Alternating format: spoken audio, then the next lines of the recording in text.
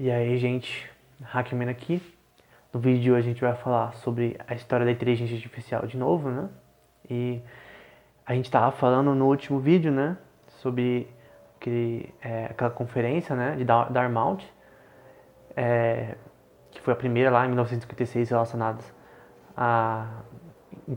ao começo da inteligência artificial em si, né? Primeiro aquele paper de 1950 do Alan Turing e depois a conferência 6 anos depois relacionado a esse tema, né? E durante antes da década de 80, teve vários artigos que falaram sobre inteligência artificial, né?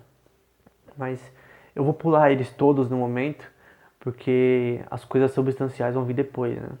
O único que eu vou citar com força é o artigo relacionado ao perceptron, do Frank Rosenblatt. Então, o que era o perceptron, né? Talvez seja a primeira máquina, o primeiro sistema que realmente tenta fazer algo que realmente as pessoas falam, pô, isso aqui é algo interessante. Então, o que é o perceptron? A gente já fez vídeo no canal na sequência sobre história da inteligência artificial com detalhes, né? Mas aqui eu só vou explicar de uma forma simples. Então, basicamente, ele era uma rede neural de uma camada, né? Então, tem essa questão que é um sistema que é meio superficialmente baseado na mente, né? Então, você tem os neurônios, que normalmente na literatura vai ser chamado de weights, que vão ser valores numéricos que vão mudando ao longo do tempo. E basicamente tinha vários cabos, né, que se interconectavam para fazer essa rede, né, com uma camada só, né. E os resultados eram interessantes para a época, tem até vídeo mostrando e tal, mas no geral foi a primeira de todas, né. O problema é que na época eles não tinham ainda velocidade de processamento e memória o suficiente para fazer algo interessante, né, algo que realmente conseguisse fazer coisas de alto nível, né. Então era de uma camada apenas, né? Então você tinha o input, de repente você quer reconhecer padrões de uma imagem, por exemplo, de uma foto, para fazer, tipo, por exemplo, reconhecimento facial. Aí você tem o input, né, que seria a imagem. Você tem a primeira camada de aprendizado, que é só uma, e depois o output. Só que não escalava, né? Não escalava para fazer coisas mais complexas. E com o tempo, a inteligência artificial foi cada vez mais caindo, porque não estava dando resultados, né? E aí teve esse famoso livro, né, do Marvin e Minsky, né, sobre esse tema, que vai pôr um hiato na inteligência artificial, né, que eles vão falar dessa questão que não é tão escalável e que talvez não vai ser algo interessante no futuro, né. Então veja, algo que a gente acha muito louco, não era considerado naquela época algo que fosse pra frente, né. E eu tô resumindo muito aqui, tá? Muita coisa acontece antes disso.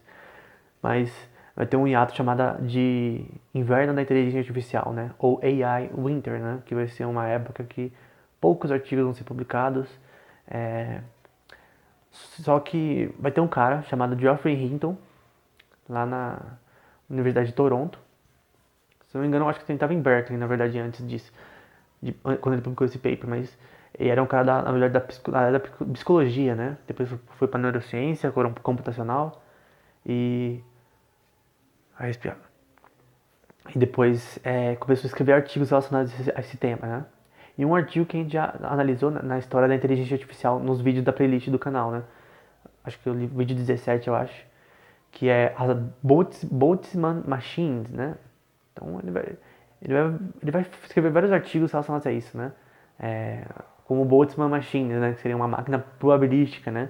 Uma máquina que consegue, um sistema que consegue aprender com o tempo, né? E só que o algoritmo que eles usam é algo mais baseado na termodinâmica, pelo que eu entendi. Então é algo mais tipo o aprendizado, os erros que você vai corrigindo ao longo do tempo para o sistema aprender é baseado numa equação da termodinâmica no sentido de ser tipo você, entre aspas, ter tipo como se fosse, eu não consigo fazer de uma forma abstrata bem, né? Mas você corrige o sistema como se você corrigisse o. Vamos supor que você tem um sistema que tem muita coisa no meio, né? Porque seus inputs, né?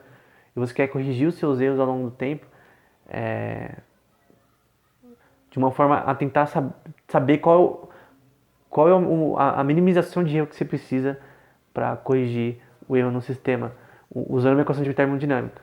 É mais ou menos isso. Só que de uma forma abstrata. Totalmente abstrata. Só que não é muito bem sucedido na prática, porque não foi dado para frente nem até hoje. Só vai ser em 1986, que está na descrição, obviamente, que vai ser um artigo chamado Learning from Backpropagation of Errors, que é basicamente aprendendo a reconhecer erros com backpropagation, em português talvez seja uma boa tradução. E esse é a palavra que você tem que guardar. Leia esse paper, ele é pequeno, tem vídeo no canal falando sobre ele, na história da inteligência artificial, na playlist. É um paper muito interessante e muito simples. E como que funciona? É uma forma de aprendizado, né? E eu tenho que te adiantar que não é a forma que a mente funciona, tá? Não é a forma que a mente aprende, mas ela meio que abstratamente se baseia nisso. Então, como que funciona? Vamos lá. Eu vou primeiro dar uma explicação simples. Vamos supor que você começou a jogar um jogo, né? Ou uma criança começou a jogar um jogo. E no começo ela não consegue jogar. Ela não sabe os botões que tem que apertar. Ela não sabe o que tem que fazer. Só que com o tempo, ao longo dos meses, né? A criança vai aprendendo que botão tem que apertar, a hora de pular. E com o tempo você vai ver que ela tá melhor que você no jogo. Do tablet e tal.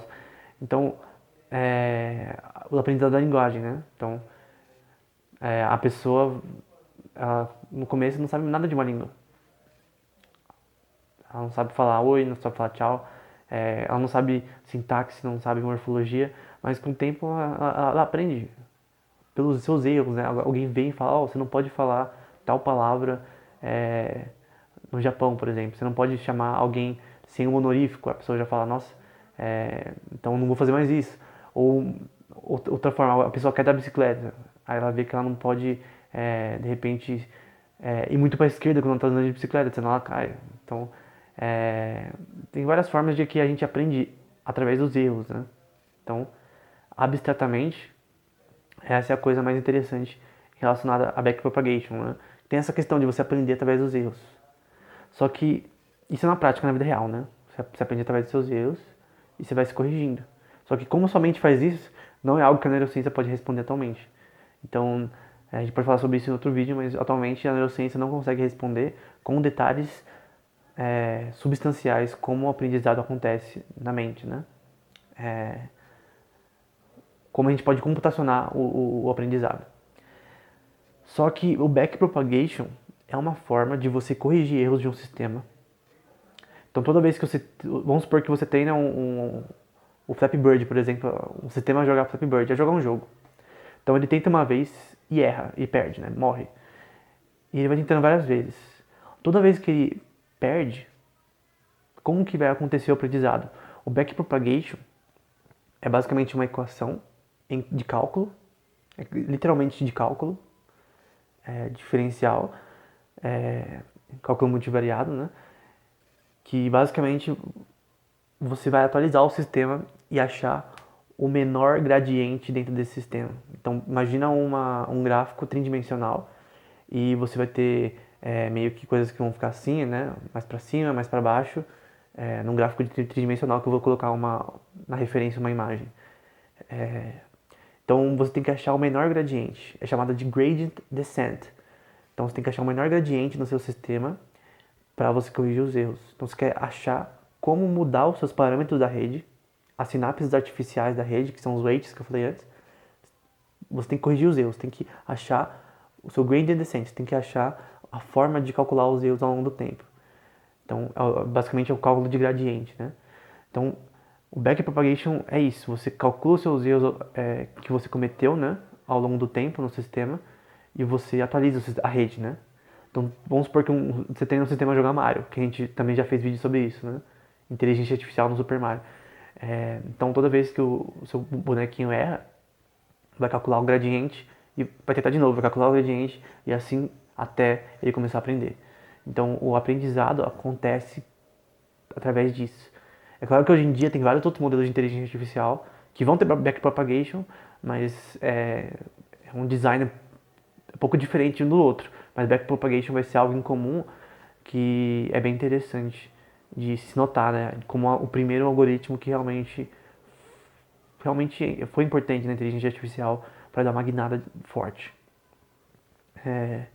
Embora a gente vai fazer em outros vídeos que, mesmo depois desse, começou a nos anos 90, muitos papers importantes sobre inteligência artificial, sobre processamento de linguagem, sobre reconhecimento de caracteres, com pessoas como Bengio, Yosha Bengio, né, que é um cara importante, Yann LeCun, também um cara importante na inteligência artificial. Este que eu falei, o paper agora foi o Geoffrey Hinton, enfim. Então, mas backpropagation talvez tenha sido o divisor de águas, talvez. E na verdade, backpropagation nem foi descoberta especificamente só pelos seus criadores, né? Tinha o paper anterior que parecia falar algo parecido, né? Mas eles foram o primeiro a aplicar na prática para o contexto de inteligência artificial, né? Então tá na descrição. Learning backpropagation from errors, aprendendo através de backpropagation, através de erros, né? Então guarde essas palavras: backpropagation, gradient descent, que é você calcular o erro dentro do sistema, é isso que backpropagation faz. E o sistema vai aprendendo ao longo do tempo através disso. Um exemplo prático: o OpenAI 5, que é um sistema que jogava Dota 2 de inteligência artificial e que ganhou jogadores no mundo todo. Vai falar que mesmo ao longo da partida, antes da partida acabar, ele vai calcular, sei lá, mais de 30 gradientes e para atualizar a rede. Então a rede não é atualizada toda hora, mas ela tem você pode pôr um timer específico para ela ser atualizada. Mas então tem um número de gradientes. Quanto mais gradientes você calcula, e obviamente você vai ter que ter velocidade de processamento e memória. Quanto mais gradientes você calcula, mais você minimiza o erro no sistema, muda os seus parâmetros nas suas sinapses artificiais, como se fosse a plasticidade neural do cérebro, entre aspas, tá? Bota um aspas gigante, porque não é assim que a mente funciona provavelmente, mas é como se fosse a plasticidade do seu cérebro, né? Que ele, com o tempo vai mudando as coisas aqui para você aprender um assunto, né? Então, a sua rede, a rede neural vai mudando conforme você vai aprendendo sobre um assunto para você dominar esse assunto. Música, futebol, natação, não importa. Essa questão de plasticidade é uma coisa importante no cérebro. Então é como se fosse isso, entre aspas, tá? Como se fosse plasticidade na prática. Só que mesmo assim, muito se tenta provar, né? Por que funciona? Por que backpropagation funciona? Por que você tem um banco de dados maior funciona?